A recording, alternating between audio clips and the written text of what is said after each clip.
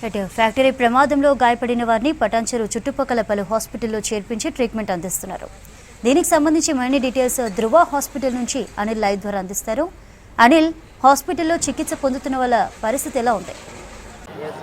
Yes Chandrika, ధృవ హాస్పిటల్లో చికిత్స పొందుతున్న వారిని పరామర్శించేందుకు మరికొద్దిసేపట్లో సీఎం రేవంత్ రెడ్డి ధృవ హాస్పిటల్కి అయితే చేరుకున్నారని చెప్పాలి. అయితే ఇప్పటికే ఈ ఎవరైతే గాయపడ్డారో అంటే మొత్తం 35 మంది గాయపడగా ఆ 35 మందిని కూడా పలు హాస్పిటల్లో పటాన్చెరుకు సంబంధించి చుట్టుపక్కల ఉన్నటువంటి హాస్పిటల్లో అయితే జాయిన్ చేశారు. అయితే ధృవ హాస్పిటల్లో 9 మందిని జాయిన్ చేశారు. ఆ 9 మందిలో 7 మంది ప్రజెంట్ సివియర్ సిచ్యువేషన్లో ఉన్నారని చెప్పేసి వారిని ఐసీయూలో అయితే పెట్టడం జరిగింది. ఐసీయూలో ప్రజెంట్ అయితే ట్రీట్మెంట్ ఇస్తున్న సిచ్యువేషన్ అయితే మనకు కనిపిస్తుంది. అయితే వీళ్ళందరినీ కూడా పరామర్శించేందుకు గాయపడిన వారిని, అదేవిధంగా గాయపడిన కుటుంబ సభ్యులకు సంబంధించి వాళ్ళందరినీ కూడా పరామర్శించి వాళ్ళ దగ్గర నుంచి వివరాలు తీసుకునే సిచ్యువేషన్కి సంబంధించి కావచ్చు వివరాలు తెలుసుకోవడానికి ప్రజెంట్ అయితే సీఎం రేవంత్ రెడ్డి ధృవ హాస్పిటల్కి అయితే చేరుకున్నారని చెప్పాలి.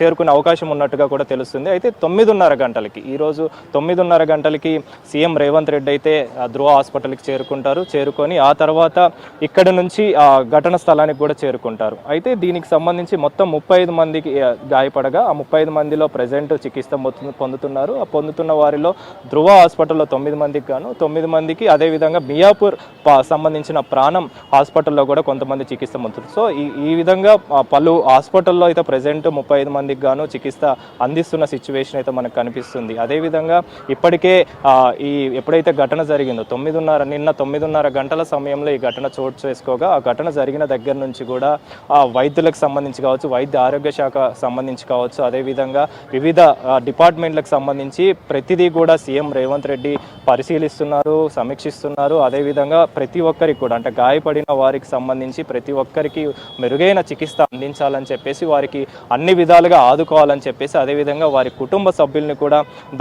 సంబంధించి కూడా వివరాలు తెలుసుకొని వారిని కూడా ఆదుకోవాలని చెప్పేసి ఇప్పటికే చెప్పడం జరిగింది. అందులో భాగంగానే నిన్నటి నుంచి కూడా వైద్య ఆరోగ్య శాఖకు సంబంధించి కావచ్చు, అదేవిధంగా కార్మిక శాఖ మంత్రికి సంబంధించిన వివేక్ వెంకటస్వామి దగ్గర నుంచి కూడా వివరాలు తెలుసుకున్నారు.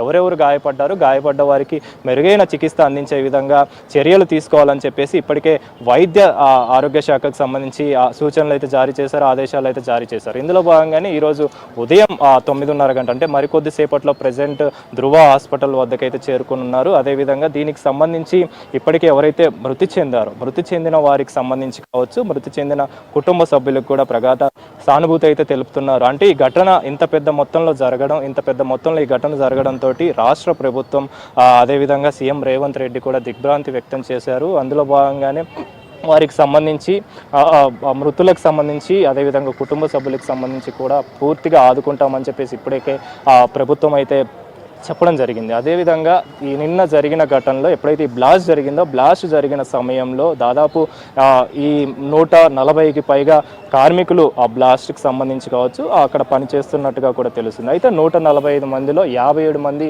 సురక్షితంగా బయటపడ్డారు. అదేవిధంగా 35 మంది గాయపడ్డారన్నట్టుగా కూడా తెలుస్తుంది. అయితే ఈ గాయపడిన వారిని ప్రజెంట్ అయితే హాస్పిటల్లో జాయిన్ చేశారు, వారికి ట్రీట్మెంట్ అందిస్తున్నారు. కానీ ఎప్పుడైతే ఈ బ్లాస్ట్ జరిగిందో మొత్తం కూడా అడ్మినిస్ట్రేషన్ బిల్డింగ్ కూడా కొలాప్స్ అయింది. కాబట్టి ఆ కొలాప్స్ అయిన సమయంలో మృతుల సంఖ్య అనేది ఒకటికొకటిగా పెరగడం, బాడీస్ అనేవి బయటికి తీస్తున్న సిచ్యువేషన్, రెస్క్యూ టీమ్ అంతా కూడా. సో ఈ బాడీల్ని బయటికి తీస్తున్న సమయంలో దాదాపు ఇప్పటికీ మనకు అందుతున్న సమాచారం ప్రకారం మృతుల సంఖ్య మరింత పెరిగే అవకాశం ఉందని చెప్పేసి, అదేవిధంగా ఇప్పటికైతే 42 మంది మృతులకు సంబంధించి డెడ్ బాడీస్ని వెలికి తీశారని చెప్పేసి ప్రజెంట్ అయితే మనకు సమాచారం అందుతుంది. ఇందులో భాగంగానే ఎప్పుడైతే ఈ బ్లాస్ట్ జరిగిన సమయంలో దాదాపు 100 మీటర్ల దూరంలో ఈ మృతదేహాలు పడ్డాయని చెప్పేసి, అదేవిధంగా దాదాపు 75% కూడా ఒక్కొక్కరి బాడీ కూడా కాలిపోయినట్టుగా కూడా తెలుస్తుంది. అయితే దీనికి సంబంధించి కొంతమంది మృతదేహాలు ఎవరైతే చనిపోయారో వారిని గుర్తుపట్టలేని పరిస్థితులలో ఉన్నట్టుగా కూడా తెలుస్తుంది. అదేవిధంగా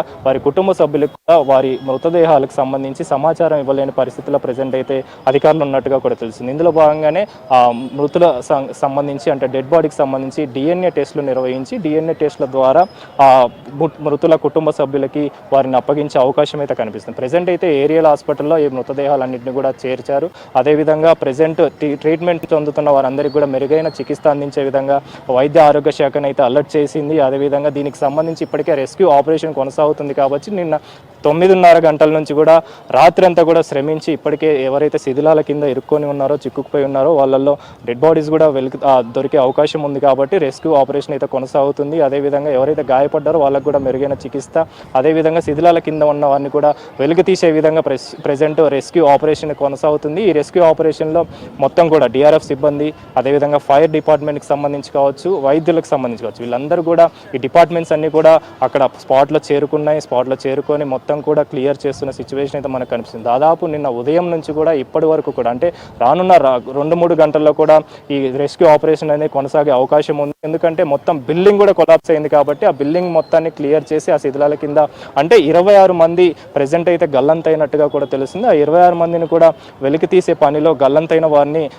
ఆచూకీ దొరికేదానికి అంటే పట్టుకోవడానికి కావచ్చు, వాళ్ళని వెలికి తీసేవద్ద అందుకు కావచ్చు ప్రెజెంట్ అయితే రెస్క్యూ ఆపరేషన్ అయితే కొనసాగుతుంది. ఆ రెస్క్యూ ఆపరేషన్లో భాగంగా ప్రెజెంట్ అయితే అన్ని డిపార్ట్మెంట్లు కూడా అంటే ఎంతవరకు అవసరం ఉందో అంతవరకు కూడా ప్రెజెంట్ టీంని అయితే అక్కడ ఏర్పాటు చేశారు, సిబ్బందిని ఏర్పాటు చేసి ఎక్కడ కూడా అంటే ఈ శిథిలాల కింద ఎవరైతే చిక్కుకొని ఉన్నారో వాళ్ళందరినీ కూడా వెలికి తీసే పనులు అయితే ప్రెజెంట్ రెస్క్యూ ఆపరేషన్ కొనసాగుతుందని చెప్పాలి. దీనికి సంబంధించి ఇప్పటికే మనకు అఫీషియల్గా అందుతున్న సమాచారం ప్రకారం 42 మంది ప్రెజెంట్ అయితే చనిపోయినట్టుగా తెలుస్తుంది. ఆ 42 మందికి సంబంధించి కావచ్చు, దాంట్లో కొంతమంది గుర్తుపట్టలేని విధంగా ప్రెజెంట్ బాడీలు ఉన్నాయి కాబట్టి వాళ్ళందరికీ సంబంధించి DNA టెస్టులు నిర్వహించి ఆ తర్వాత ఆ మృతదేహాల్ని కుటుంబ సభ్యులకైతే అప్పగించే అవకాశం ఉంది. అయితే మరికొద్ది సేపట్లో సీఎం రేవంత్ రెడ్డి కూడా ప్రెజెంట్ హాస్పిటల్లో చికిత్స పొందుతున్న వారిని పరామర్శించేందుకైతే వస్తున్నారు.